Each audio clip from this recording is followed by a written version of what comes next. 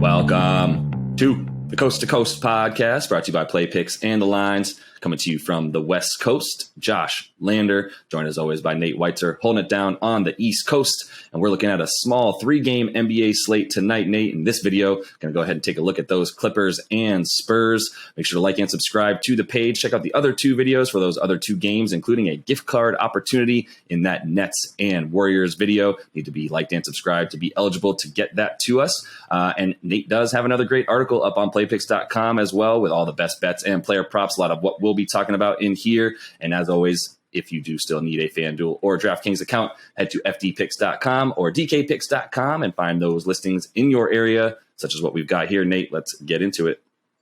Yeah, right now the Spurs are plus 7.5 at FanDuel. It's fluctuated between 7 and 8 most of the morning, and the total is sitting tight at 220. Looking at the other 2 games tonight, Warriors plus 3 at Nets. As you mentioned, exciting game there. We got a gift card opportunity related to KD and Steph. Total of 221. And then the Sixers, 10-point dogs in Utah. Total hovering at 217 right now. It's been fluctuating a little bit there, though. We'd like a cover. We like the over. And in this game, I know in the article, I think I put over because recently these teams have been going over very frequently, but diving a little bit deeper into the home-road splits, with the Spurs especially, this game looks like under. They are 2-5 to the over on the road this year compared to 5-0-1 at home, scoring 5 points per game fewer.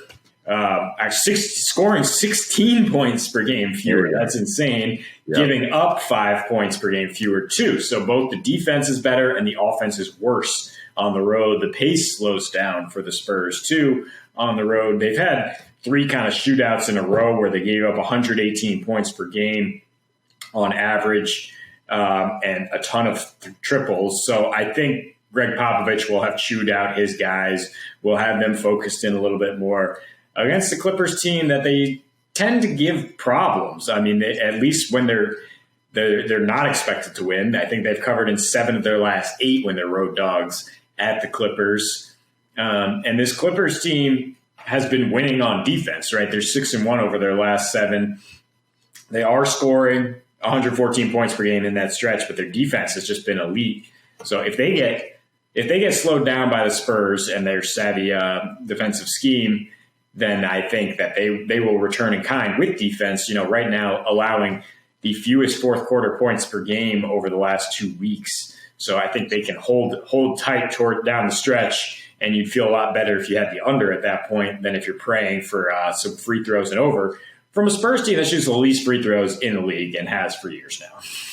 Yeah, no, that adds up. This Spurs team has really built its identity in the last 3 seasons or so as a team that will come out every now and again and maybe surprise you, mostly because we know Pop has an incredible scheme. They haven't really quite had the personnel, and really tonight, the biggest issue for them is a lack of Jakob Poeltl, who has come on pretty nicely this year. Looked really, really good in pick and rolls with DeJounte Murray as well. And I'm probably butchering DeJounte's name. Apologies there, but we'll call him Murray moving forward. It's going to be a big miss for them tonight. You look at, they haven't had him in 6 games. That's dropped them to about the 4th worst rebounding team. They can still come out. He's big for what they do on offense, as I mentioned, in that pick and roll and crashing those boards, averaging almost 4 offensive rebounds a game, which is super impressive, that they're going to be without. And you really mentioned what stands out about this game more than anything. The Spurs don't score on the road. They definitely defend better. They give up less points. They have slightly better percentages in terms of their defense and their opponent's percentages shooting. But, this is still a game where I could see it being pretty choppy for that reason. I mean, we've seen the Clippers come out, and if Paul George is not making shots and Reggie Jackson both of them aren't hitting at a pretty nice clip, this team is pretty putrid on offense outside of them. A lot of different in a few different games, scoring less than 95 points about 4 times this season already, which is something pretty uncharacteristic for a team that should be able to come out and spread the floor a bit. Obviously, they're still without Serge Ibaka, still without Marcus Morris, which is never going to be good for their low post abilities and their in and out game. But for this one specifically, I think I'm still feeling pretty good about those Clippers. I don't really have much in terms of what San Antonio has done specifically on the road, like we said. In terms of scoring the ball and being able to put up points, it's not there for them. And so I would much rather start with that under, as we mentioned. As far as the line goes, I'd love to get that down. Might consider the tease, as what we mentioned with the Warriors, to go ahead and throw the Clippers in there and get them down to about 2.5 points. Still feel pretty good about that. It is up to about 7.5 in some places, which really makes me nervous. I don't know at what point I might consider betting on the Spurs. I don't feel that this game will be much more than a double-digit spread, even if it gets to about 10 for the Clippers. I'm definitely not taking that, but I do think they have the capability of winning there.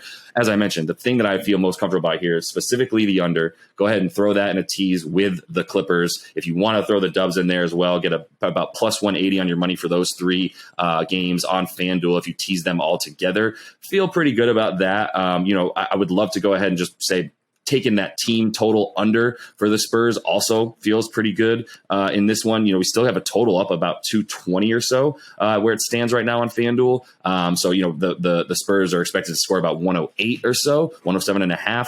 Feel pretty good about the under there as well. They're averaging 102 points per game on the road, as we said. No Jakob Poeltl. It's not going to be all Clips tonight, but it's going to be a lack of Spurs offense for sure. Yeah, that's a good call for sure. I mean, the spread is definitely something to shy away from in this particular game. As the Spurs have just been very erratic, sort of lumped into the role of the Sacramento Kings at this point, where you have no idea what they're going to do on the road on a given day.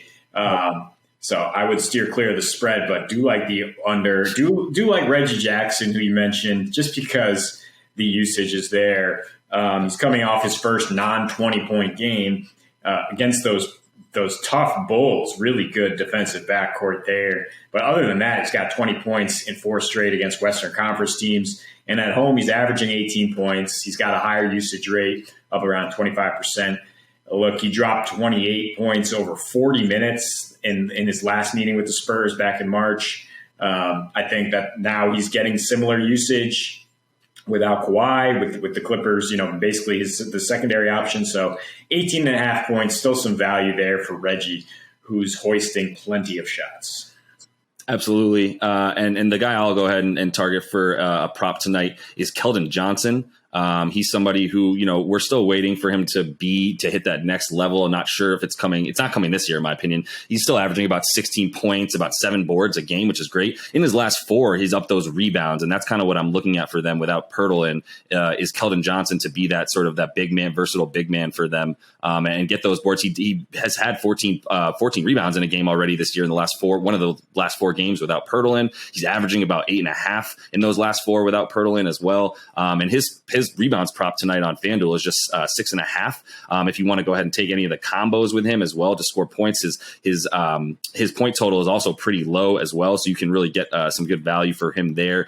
Just expected to get 15.5 points, so 16 points for him, which we said is his season average, and he's actually averaging a few more points in that in those last 4 without Poeltl. So I still think there's value on Keldon Johnson's props tonight as well. But to your point, not feeling that spread as nearly as much as I'm feeling the amount of points and eyeing some of these specific players. So that is all the time that we have for today, Nate. Really fun little slate here tonight. Looking forward to mixing and matching a few of these games and just being able to focus on 1 or 2 of them at a time rather than having that huge slate. So it's pretty nice tonight. And we will be back with another video. Until we see you next, happy betting.